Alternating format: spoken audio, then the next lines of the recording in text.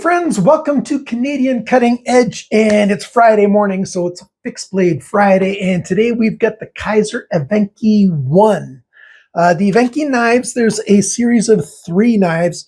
The 1 is the smallest one, the 3 is the largest one, and you can just guess what the 2 is.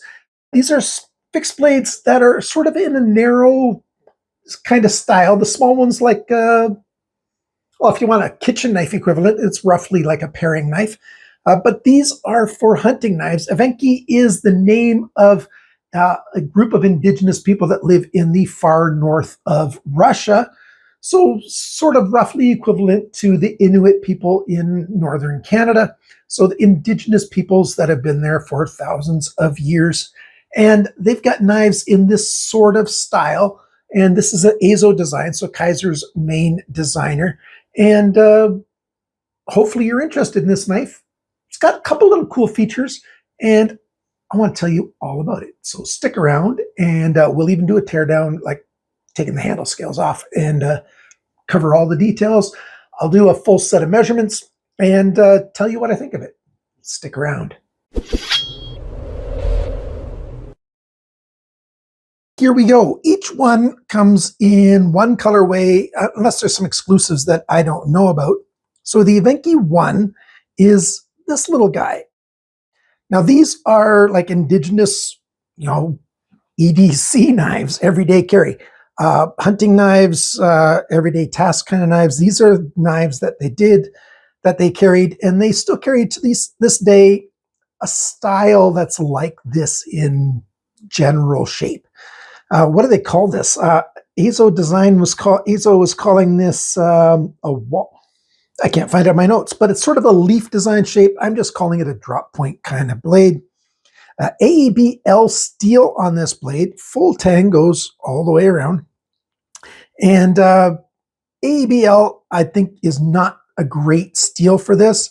AEBL does not have very good edge retention. It's not terrible, but it's not awesome edge retention.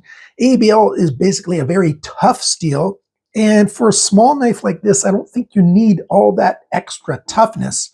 The toughness that's in, say, a 14C28N is plenty, but yeah, it's okay. It's not a terrible steel for this knife. I just wish they would have gone for something that's got better edge retention, and yeah. So the Rockwell hardness on this is probably right around 60.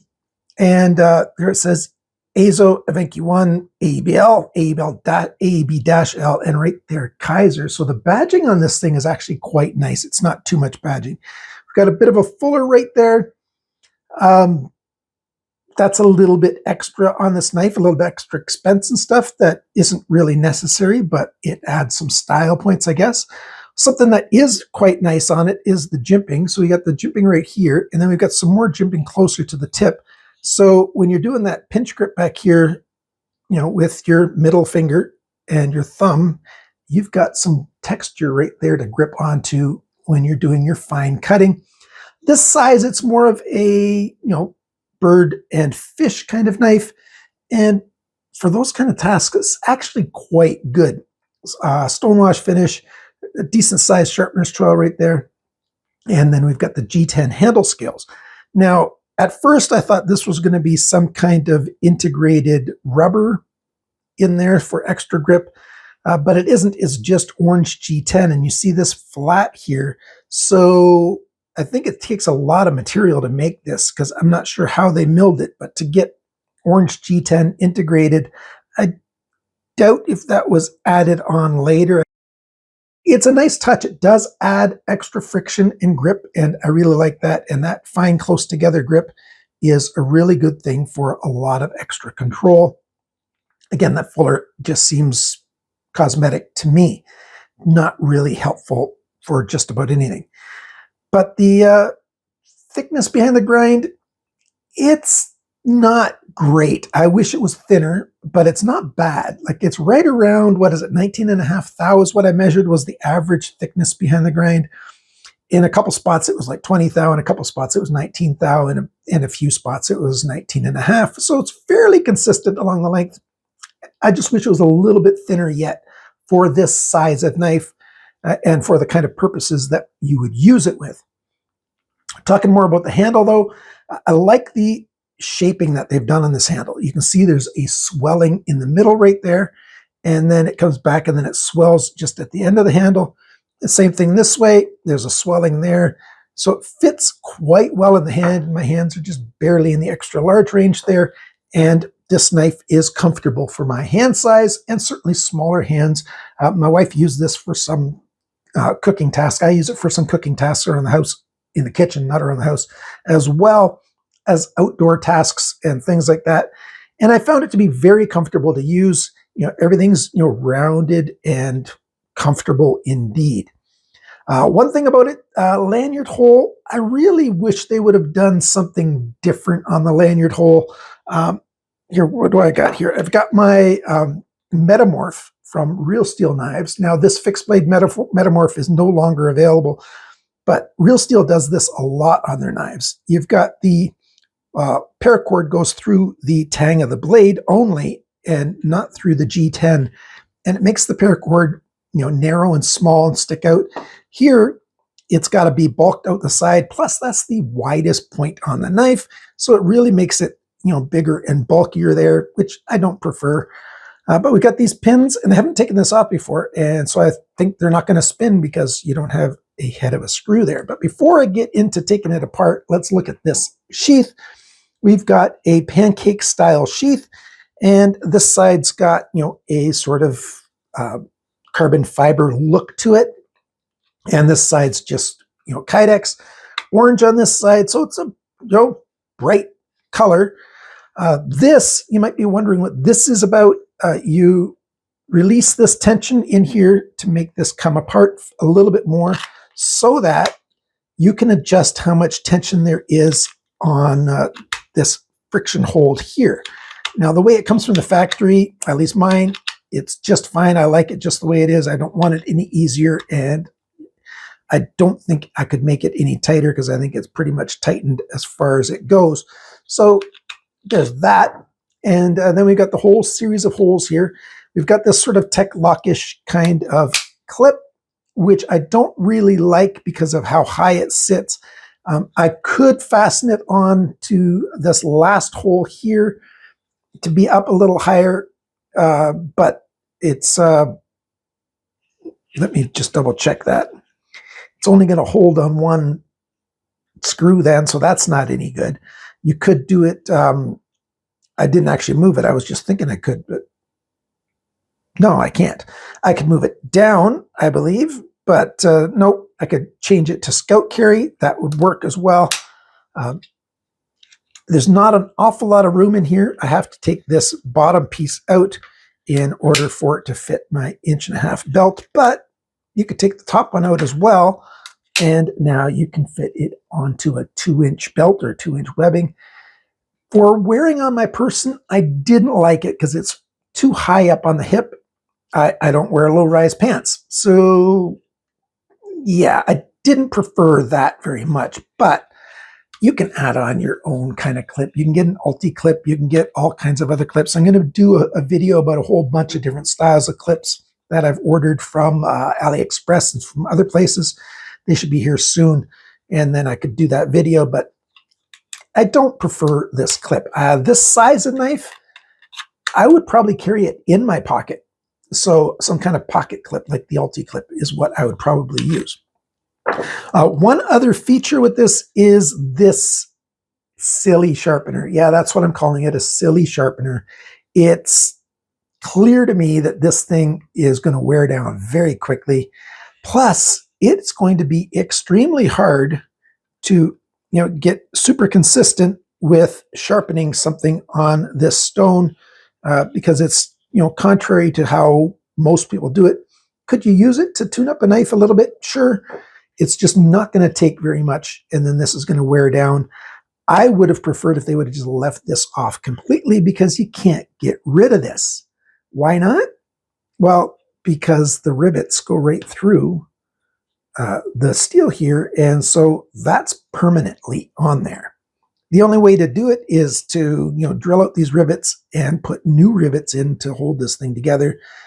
So I really wish they would have just left it off completely, because either that or put in a really high quality sharpener and give it a little bit more width than that. Yeah.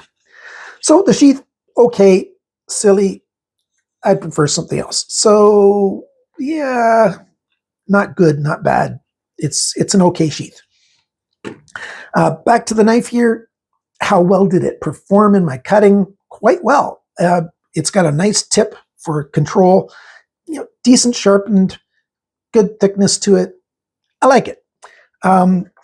Let's take this thing apart here. These are T8 screws, and this is my first time taking this apart, doing it on camera. And hey, that's coming out just fine. There is a little bit of blue thread locker on there. And let's do this one. There we go.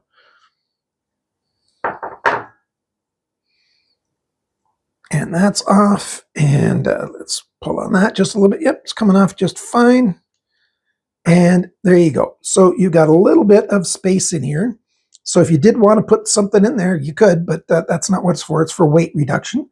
And even back here, they've got some more. And I didn't show before the balance point. The balance point is right about there. It's a little bit different now that I got the screws off. Oh, that's how they made it. The orange did not go over the whole thing. It's just in that one area.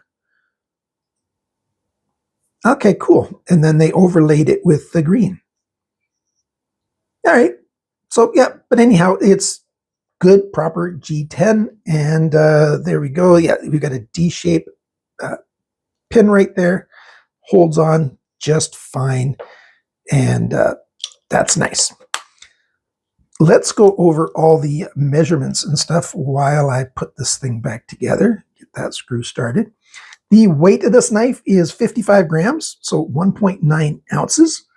The sheath is about 77 grams, so 2.8 ounces. So the sheath is a fair bit heavier than the knife itself.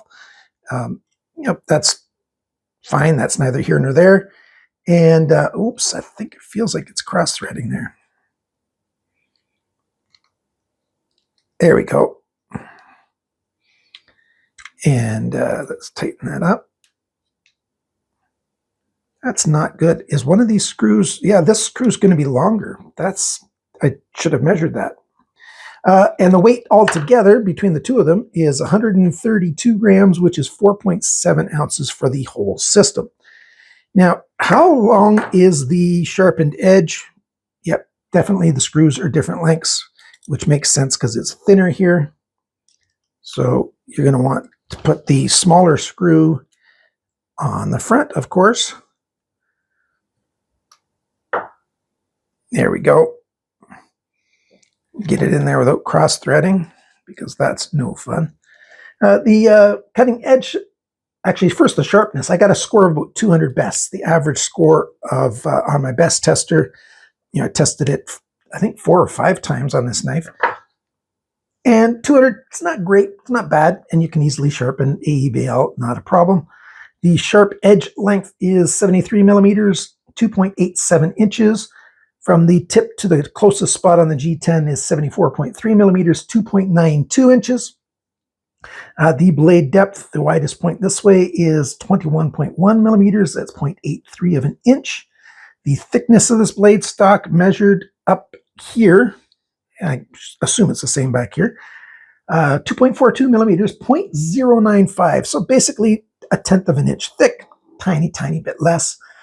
Thickness behind the grind, half a millimeter, 19.5 thousandths, 19.5 thousandths of an inch thick there.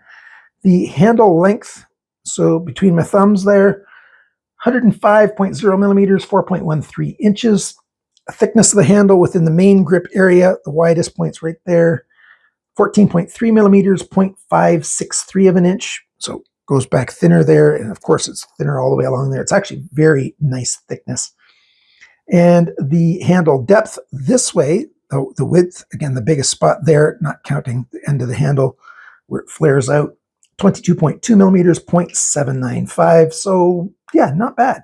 The grip area between my thumbs is right around, well, it's a little over a little over 9 centimeters, a little over 3.5 inches. So a lot of hands will fit that quite comfortably. Total length is about 179 millimeters, a little over 7 inches, 7.05 or so. How much does it cost? At Kizer, it's $59.90 American. White Mountain Knives has got it for $49.90, but you can save 10% with code CCE. That's where I got mine. You can get it at House of Knives. On the day of recording, it's on sale for $77.99 Canadian. It's normally $93 at House of Knives. That's Canadian dollars. Blades Canada, 85 Canadian dollars is their regular price. So there you go. What do I think of this thing? It's pretty good. I like this better. This is more, the size of the EVENKI 3 than this is, but this knife's no longer available. So this is the Metamorph by Ostap Held Design and Real Steel Knives, and I quite like it. But this is actually quite nice as well. I just wish they'd used, a different stainless steel, something a little bit with a little bit better edge retention. It doesn't need to have this toughness on a small knife. A bigger knife that you use for chopping and stuff, that's where you need all that extra toughness that AEBL offers. But it's a decent stainless steel, decent corrosion resistance, very good toughness, and okay edge retention. So thank you so much for watching my little video. Do you have one of these, or do you have the 2 or the 3? Let me know in the comments down below what you think of it. And there you have it. Thanks for watching, liking, sharing, commenting, and subscribing. Those things all do really make a big difference. And remember, friends, cut towards your chum, not your thumb.